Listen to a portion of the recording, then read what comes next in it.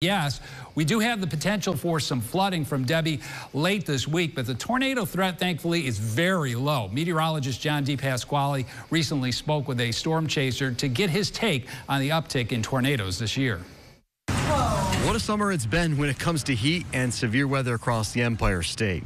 A state that only averages about 9 twisters per year has already seen an unprecedented 26 tornadoes so far, or one more than the old record of 25 set back in 1992. It's almost like Mother Nature knew the sequel of Twister was being released this summer. I sat down with Dr. Scott Steiger, professor of meteorology and storm chaser, to get his opinion on the dramatic increase in tornadoes this year. Certainly this summer has been quite an anomaly, quite unusual in terms of the number of tornadoes and the amount of damage. I mean, that Rome tornado was really, it looked like a scene out of central Oklahoma, with brick buildings being damaged and cars being overturned.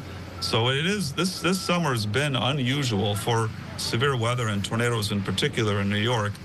But is it a sign of things to come? Will we have these kind of summers in the future more likely? I don't know.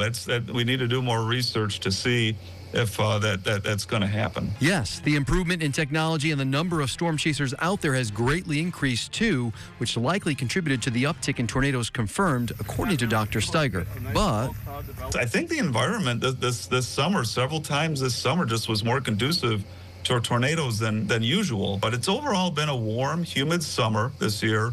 And as you know, a key ingredient to make strong thunderstorms is lots of low-level humidity. And we've had that this summer and a lot of triggering mechanisms for these thunderstorms.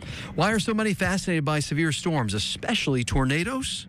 We just have a curiosity in the environment around us that, you know, when something unusual happens, we're really like, whoa, you know, what's going on? Why did that happen? Let's all hope for less unusual summers ahead. John DePasquale, News Channel 9.